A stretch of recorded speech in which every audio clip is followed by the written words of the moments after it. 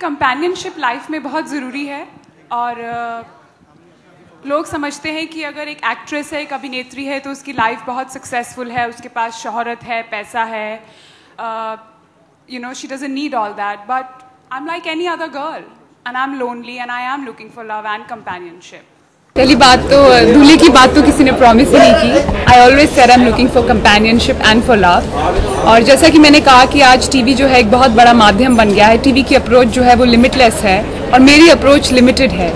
तो बिल्कुल if I can find love and companionship through this show on TV that be great.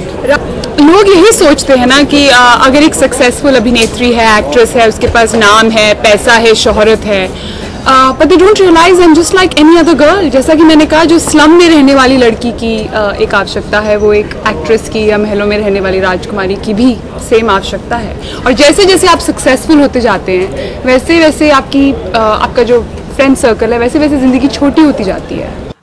ये मैंने नहीं सोचा इसके बारे में. One step at a time. Who knows what happens later on in the future. It could not. I don't know. But right now companionship is very important. और लोगों को तो शादी के बाद भी कंपेनियनशिप नहीं मिलती. It's true. So that is what's more important, the compatibility and companionship.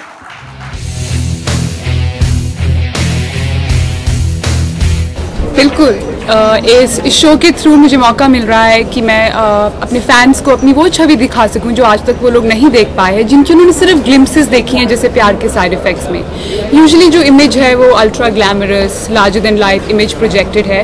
So through this show एक emotional, sensitive side, vulnerable side अपने फैंस के साथ एक शेयर करने का मौका मिलेगा. And that I think is a huge deal. ये एक बहुत बड़ी वजह है ये शो करने की. और ऑल्सो जैसा कि मैंने कहा कि हमारे देश में जो औरतों को मौका नहीं दिया जाता to choose their own partners. So I think वो बहुत ज़रूरी है. जैसे मैं पढ़ रही थी एक UNFPA की रिपोर्ट कि आज भी 21वीं सदी में 47% girls are married under the age of 18. आज 21वीं सदी में ऐसा हो रहा है. It's not right. सो अगर मैं ये जागरूकता अपने लेवल पे पैदा कर सकती हूँ, ये अवेयरनेस कि हर एक स्त्री को चुनाव करने की स्वतंत्रता होनी चाहिए. है ना Karan Johar. I just like him. I think he is the perfect bachelor for me. I mean my experience Sanju ji के साथ बहुत ही अच्छा रहा. He is a very very helpful guy, very caring man, and I really hope he finds strength in this hour of need. I answered that, right? So the real Mallika is very different.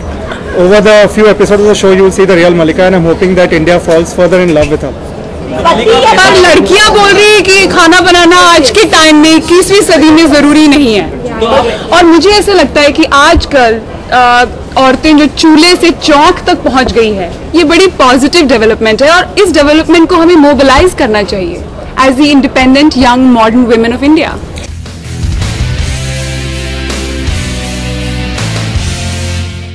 बिल्कुल. मैं बिल्कुल चाहूँगी कि audience भी इसमें participate करें और वो भी अपनी राय दें. अजीत जी की राय होगी, इनकी राय होगी, मेरे brother, I will look to my brother and to my mother. और मेरी मदर के साथ उनकी 2 बहनें भी शो में आएंगी, मेरी मौसियाँ. तो उनकी भी राय लूँगी मैं. क्योंकि मैं कॉन्शियस एक एफर्ट है कि मैं आइटम सॉन्ग्स और ये अल्ट्रा ग्लैमरस रोल्स अभी नहीं करना चाहती. बहुत हो गया ये सब. Now I want to do some performance oriented roles and that's why I am doing dirty politics. No, not at all. I had said I don't believe in the institution of the arranged marriage. जिसको हम हिंदुस्तान की परंपरा कहते हैं, वो regressive है. वो मेरे ख्याल से परंपरा नहीं है. वो परंपरा रूढ़ी में बदल गई है जहाँ एक औरत को अपना साथी चुनने का हक ही नहीं है. I am against that and I object to that. ये बहुत ही शर्मनाक बहुत ही शर्मनाक घटना है. और रामनवमी के दिन ये ऐसा घिनौना अपराध हुआ एक 5 साल की मासूम बच्ची के साथ. मुझे लगा था जब निर्भया कांड हुआ था तो उस वक्त हमारी सारी पॉलिटिकल पार्टीज जुड़ जाएंगी और औरतों की सुरक्षा के लिए कुछ नए स्टेप्स लेंगी, कुछ नया कानून होगा. लेकिन ऐसा कुछ भी नहीं हुआ.